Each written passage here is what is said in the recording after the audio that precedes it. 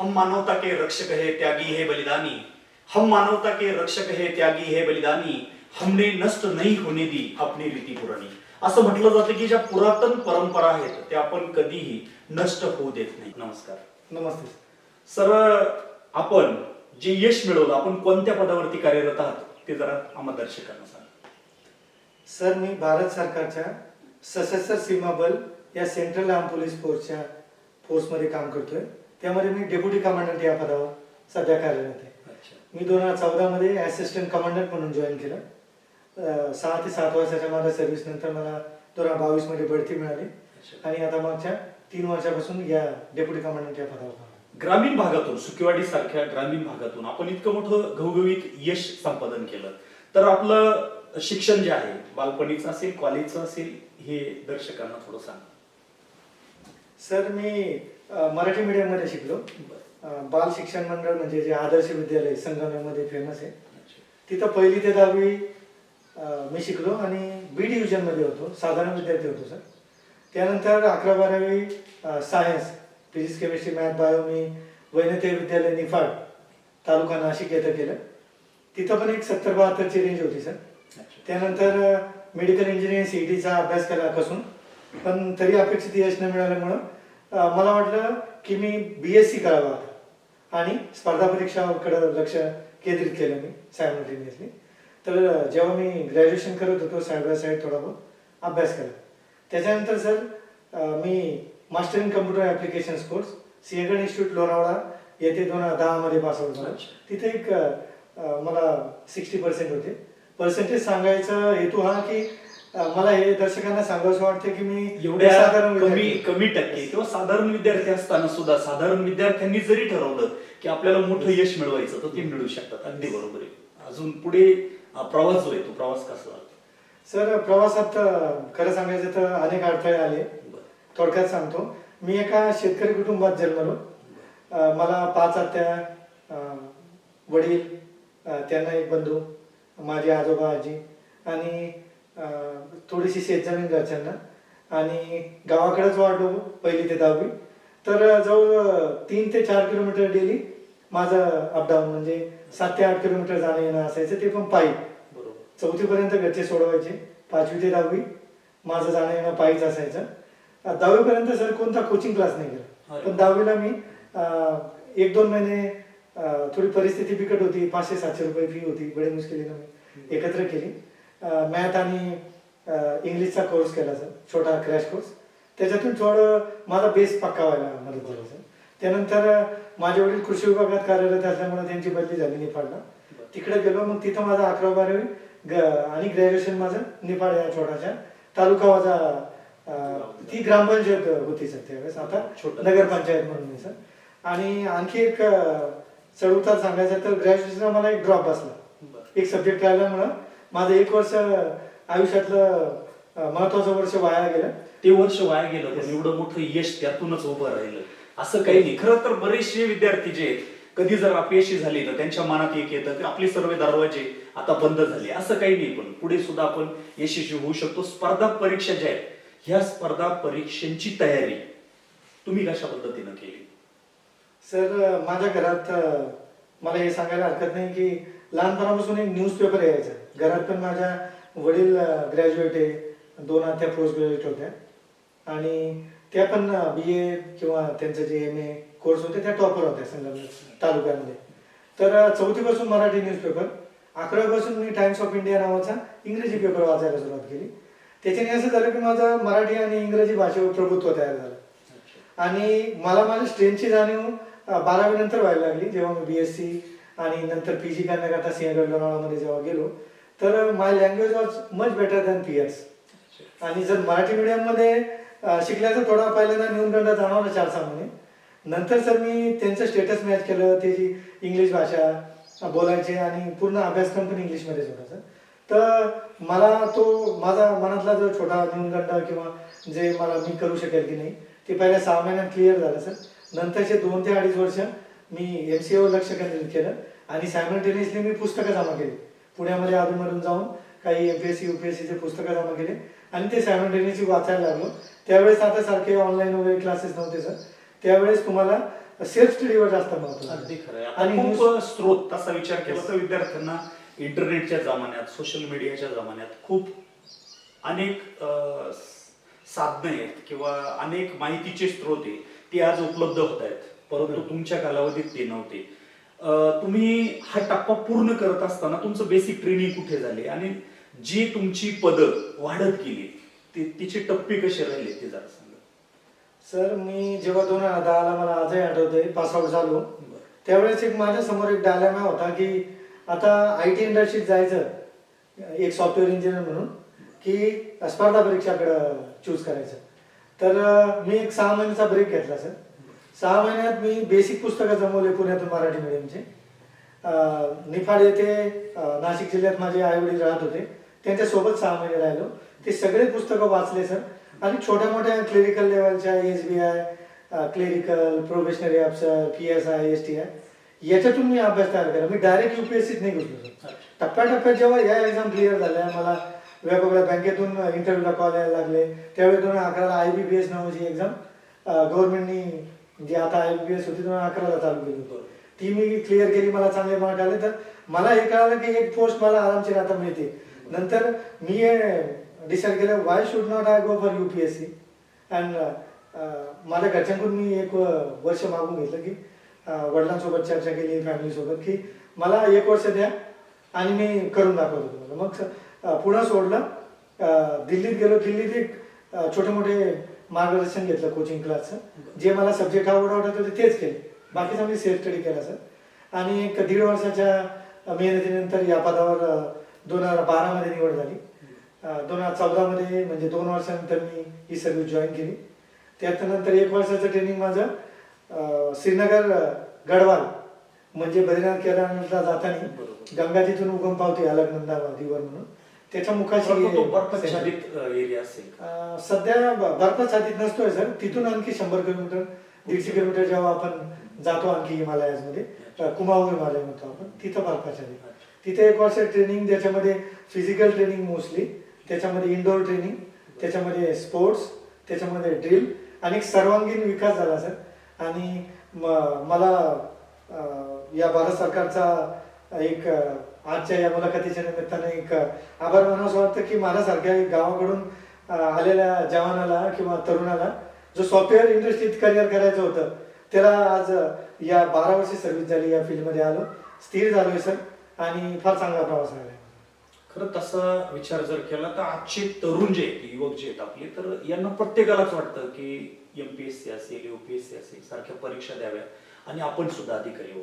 तर ह्या मुलांनी खरं तयारी कशी केली पाहिजे आणि केव्हापासून तयारी केली पाहिजे त्याविषयी सुद्धा तुमचं मार्गदर्शन सर्वांनाच अनमोल ठरेल.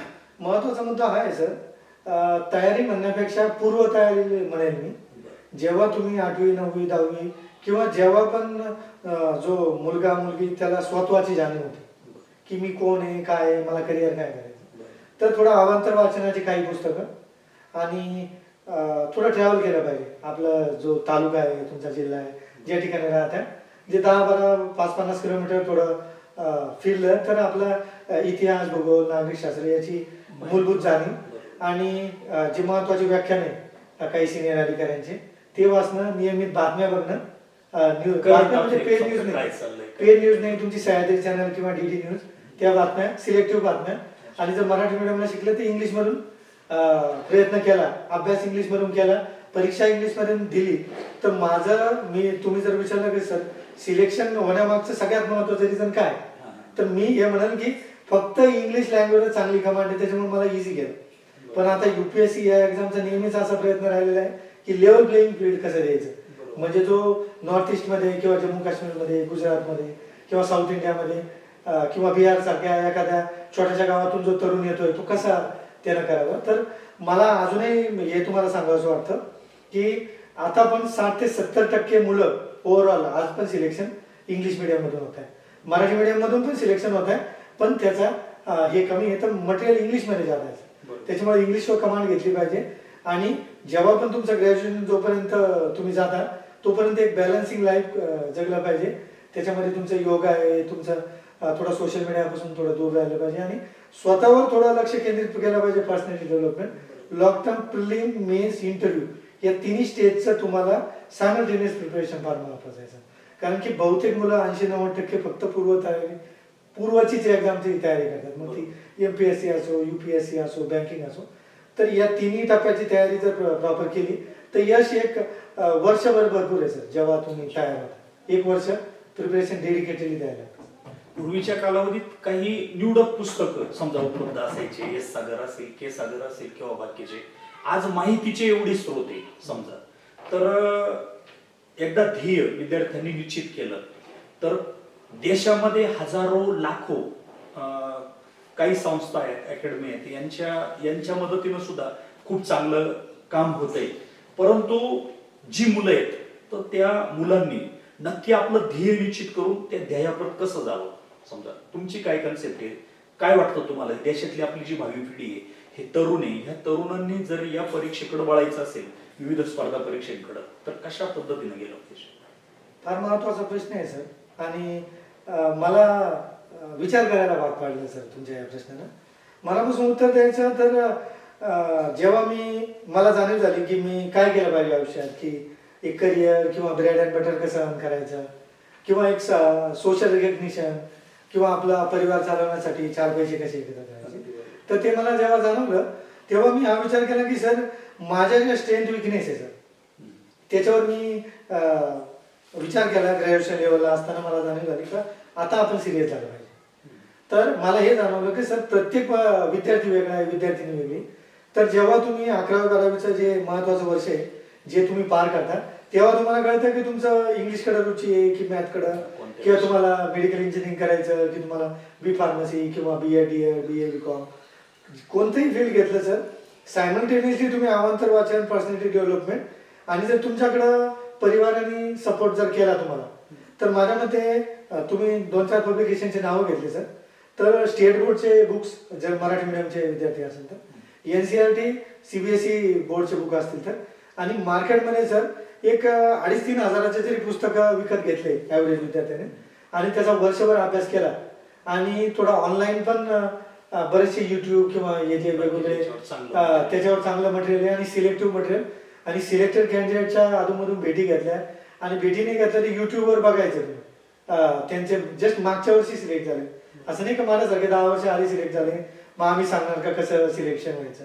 ही गोष्ट पॅटर्न काय चेंज होतोय ते पॅटर्नचं अनालिसिस करून, आणि सर टेम्परामेंट सगळ्यात महत्वाचं आहे. ते एक्झाम हॉलमध्ये तुम्ही 3 तासात पूर्व परीक्षेला काय करताय, किंवा तुम्ही जे सकाळी 3 तास पेपर होतो मुख्याचा पेपर 1, पेपर 2 परत दुपारी 3 तास असतो, तर 6 तास तुम्ही एका जागेवर बसून तुम्हाला 4,000 वर्ड सकाळी लिहायचे, 5 ते 6,000 वर्ड दुपारी लिहायचे, जसं सब्जेक्टची रिक्वायरमेंट आहे.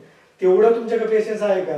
जर ते पेशन्स तुमच्याकडे नसेल तर तुम्ही छोटा जे पोलीस भरती किंवा PSI STI किंवा तुमच्या ज्या केंद्राच्या स्टाफ सिलेक्शन कमिशन जिथं मोठी उत्तरं लिहायची नसतात, फक्त ऑब्जेक्टिव्ह एक्झाम तुम्ही क्लिअर करू शकता. तर तुमचं प्रोफाईल काय, तुमच्याकडे वेळ किती आहे, परिवाराची रिक्वायरमेंट काय, तुम्हाला इंटरेस्ट जनरेट केला पाहिजे. तुम्हाला कळायला पाहिजे की मी काय करू शकतो. मी BA जास्त टेक्निकल एक्झाम नाही क्लिअर करू शकत. कोणी इंजिनियर झाला तो मला मी इंडियन इंजिनिअरिंग सर्व्हिस करतो, कोणी इकॉनॉमिक्स झाला किंवा स्टॅटिस्टिक्स झाला. UPSCच्या 10 ते 12 एक्झाम आहेत. काही NDA CDS 12वीच्या बेसवर जाता येतात, रेल्वेमध्ये 12वीच्या बेसवर जाता येतात, आर्मी नेव्ही एअरफोर्समध्ये तुम्हाला 12वीच्या बेसवर जातात, ग्रॅज्युएशनच्या बेसवर भरपूर एक्झाम आहे. आता सगळ्यात जास्त फिजिक्स, केमिस्ट्री, मॅथ, बायो जर घेतलं तर ऑलमोस्ट 99% ज्या UPSCच्या आज एक्झाम आहेत आणि हजारो पदे आहेत. MPSC पेक्षा UPSC एक्झाम थोडी क्लिअर करणं इझी याच्यामुळे आहे की दरवर्षी एक्झाम होते, प्रिडिक्टेबल पदं असतात, रिझर्वेशन सिस्टीम तंतोतंत लागू होते आणि ट्रान्सपरन्सी प्रत्येक टप्प्यावर आणि मेरिटवर निवड होते. तिथं तुमची जात पात धर्म तुम्ही कसा हे नाही बघितलं.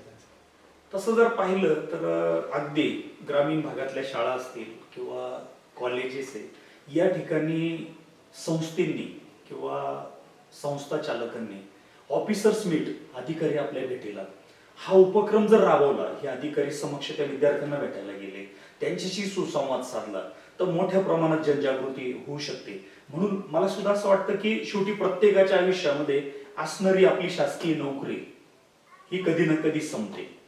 ही नोकरी संपल्याच्या नंतर सुद्धा काही विशिष्ट विजन या देशासाठी, आज तुम्ही एवढ्या मोठ्या पदावर आहात, किंवा आपल्या संस्कृतीसाठी, आपल्या युवकांसाठी काहीतरी विजन तुमच्या डोक्यात निश्चित असेल, ते सुद्धा थोडस तुम्ही सांगितलं तर बरं राहील. धन्यवाद सर. मागच्या काही वर्षापासून मला असं जाणवलं की मी जे आपला मराठा समाज किंवा महाराष्ट्र आपले जे बंधू भगिनी आहे, यंगस्टर आहे, त्यांच्याकरता मी काय केलं पाहिजे. तर सर, जो मला मोकळा वेळ मिळतो सर्व्हिसमध्ये, तर मी बऱ्यापैकी सोशल मीडियाच्या माध्यमातून किंवा जेव्हा पण संघटनेमध्ये सुट्टीवर येतो, एक मला 70 ते 75 दिवस पगारी रजा मिळते वर्षातून 3 ते 4 वेळेस. जेव्हा मी संघटनेमध्ये माझा परिवार सेटल आहे, तिथे जेव्हा येतो तर वेगवेगळे संस्था चालकांना, खासकर 11-12वीचे विद्यार्थी किंवा ग्रॅज्युएशनला जे फर्स्ट सेकंड थर्ड इयरला आहे किंवा इंजिनिअरिंग मेडिकलचे विद्यार्थी, दरवेळेस ते 250, 300, 400 विद्यार्थ्यांचं एक छोटंसं गेट टुगेदर, जिथं पालक मेळावा आहे. तर ते लोक काही वेळेस व्हर्च्युअली पण, मी जरी मी बिहारमध्ये आता बदली माझी, तर व्हर्च्युअली मी माझ्या ऑफिसमधून पण एक 10 ते 15 मिनिटं एखाद्या मिटिंगला मी व्हर्च्युअली मी ऍड्रेस करतो सर. खूप चांगलं काम आहे. कारण काय होतं की आपण घडलोय, आपण बनलोय, पण आपलं सुद्धा कर्तव्य आहे की इतर जी भावी पिढी आहे किंवा हे जे युवक आहे, यांना सुद्धा या निमित्तानं प्रेरणा मिळावी. सर, तुमचा हा जो प्रामाणिकपणा आहे की मी अतिशय कमी मार्क मिळवणारा विद्यार्थी होतो, मी पुढे प्रगती केली, हे बरेचसे अधिकारी किंवा कुणी स्वतःच्या तोंडाने सांगत नाही की माझा एक विषय राहिला होता. हा तुमचा प्रामाणिकपणा मनस्वी भावला. आणि पुढे सुद्धा तुमच्या काही कन्सेप्ट असतील, काही संकल्पना असतील, त्याविषयी सुद्धा आपण थोड्या गप्पा मारूयात. Yes sir, thank you sir. काय वाटतं तुम्हाला, म्हणजे पुढे तुमचं काय ध्येय आहे? सर, तुम्ही जो याच्या आधी जो प्रश्न विचारला त्याच्यात थोडं ऍड करतो. मला जेव्हा फील झालं ना सर की हे क्षेत्र माझ्याकडे आहे, मी 11वी-12वी सायन्स केलं, मला 70% पडले, I was not enjoying that. पण मी परत BSc ला गेलो, again I was not enjoying that. एक ड्रॉप बसला, घरी आलो, ऍप्टिट्यूडचे क्लास केले, टेस्ट सिरीज केला. मी MCA सिंहगड इन्स्टिट्यूटला गेलो, I was not enjoying that. पण मला हे जाणवत होतं की मी ओळखला माझा कल कुठे आहे. तर सगळं जे पालक, जे विद्यार्थी, आज हे आदरणीय संदीप सातपुते सरांच्या माध्यमातून आज हे विचार व्यक्त करतोय मी. मला तुम्हाला हेच सांगायचंय, कल ओळखा. तुम्ही अधिकारी आणि UPSC MPSC या परीक्षाच क्लिअर केल्या पाहिजे. या पॉडकास्टमध्ये मला हे नाही सांगायचं, मला हे तुम्हाला सांगायचं, तुमचा कल ओळखा.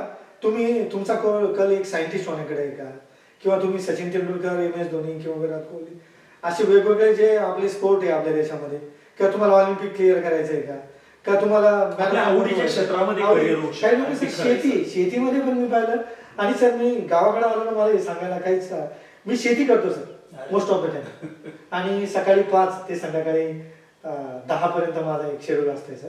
आणि स्वतःची प्रामाणिकपणा आपण रोज, मला UPSC ला जो प्रश्न विचारला होता, जाता जाता मी सांगतो एक प्रश्न मला विचारलं होतं की तुम्ही कोण आहात, हु आर यू. त्यांना मी सांगितलं की I am very humble person. आणि रोज मी रात्री जेव्हा झोपतो तेव्हा मी स्वतःला विचारतो की मी आज काय केलं आणि मी समाजाकरता काय केलं, आणि उद्या how I can better my self tomorrow, म्हणजे उद्या मी कसं इम्प्रूव्ह करू शकतो.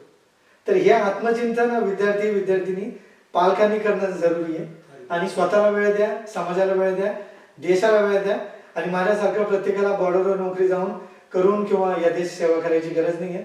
वेगवेगळ्या पद्धतीने तुम्ही आपल्या या भारत देशाला पुढे नेऊ शकता. खर तर नरेंद्र सोपानकुटे साहेब, आज मानवता संवाद आयोजित पॉडकास्टच्या निमित्तानं आज आपण जो वेळ आमच्यासाठी दिला, अगदी दिलखुलास गप्पा आपण मारल्यात, ह्या भावी पिढीला, युवकांना निश्चित आपले विचार प्रेरणादायी ठरतील. Jai Hind sir. Thank you sir. जय.